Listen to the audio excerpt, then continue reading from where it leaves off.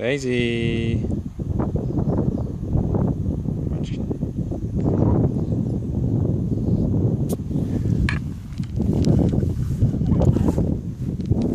Alright guys, sorry if it's a little bit windy and you can't hear this very well, but hopefully you can. I'm just in the park walking the dog. Sounds like there's a lot of wind. I don't know. I'll see if I can cut this out in the edit. So anyway, I want to talk to you about clean eating and something I've noticed when people start, especially over the first week, especially the first few days actually. And when you cut out processed food, refined sugar, you know, sweets, biscuits, cakes, chocolates, all that sort of stuff, wheat, caffeine, what else? Mainly caffeine and sugar really. They're the things that cause the issues anyway, because so many people are so used to having lots of caffeine. You're starting their day with a cup of coffee, you know, endless cups of tea during the day, and you know, having cereal or toast for breakfast, sandwiches, and then throwing in the sweets, the sugar, or the extra sugar like the chocolates and things like that. As soon as you take those things out, people start to feel like absolute crap. It's like you know, taking, you know, oh, it's like an addiction basically. You know, you take away that addiction, whatever it might be. So in this case, it's caffeine, sugar, and then your head starts screwing with you. You know, you start thinking, oh, I can't concentrate, feel awful, headaches, especially headaches when you cut out caffeine.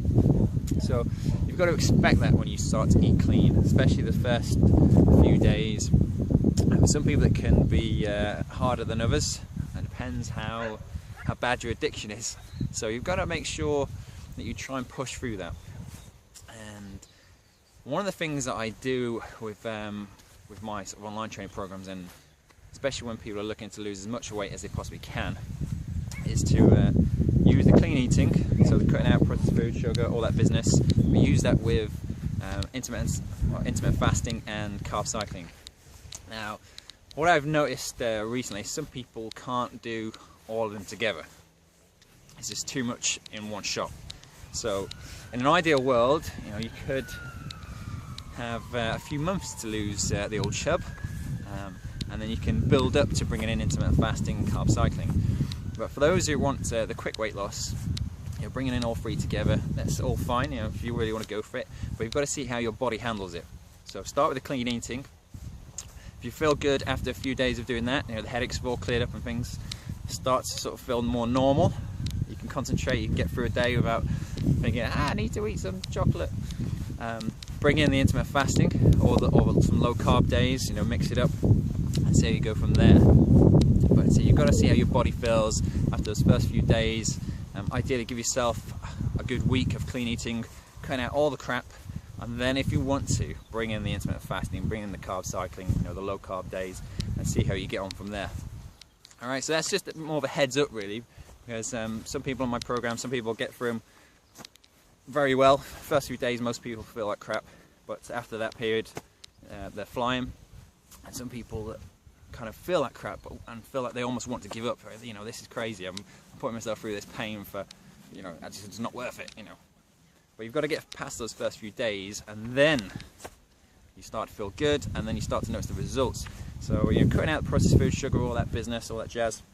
It's all about giving your body the best chance, you know, a good fighting chance of losing the chub. Is trying to get your hormones back on side, trying to clean up your body, your liver, your digestive system, trying to get things firing as they should do.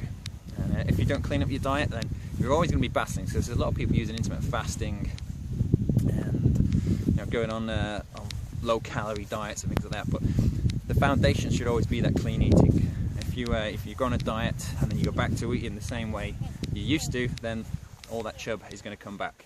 Same with intermittent fasting. There's a lot of people that still eat absolute crap, but they get results of intermittent fasting because of the, you know, great benefits of intermittent fasting. But as soon as you start to eat, you know, how you used to, or you've not cleaned up your diet in the first place, you stop intermittent fasting, boom, that chub comes back.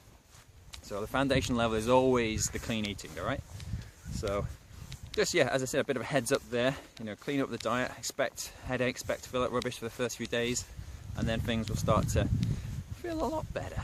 And and especially you know, after a week or two when the chub starts to drop off and you look better in the mirror, happy days. Alright, so that's enough for me. I will catch you later. Bye.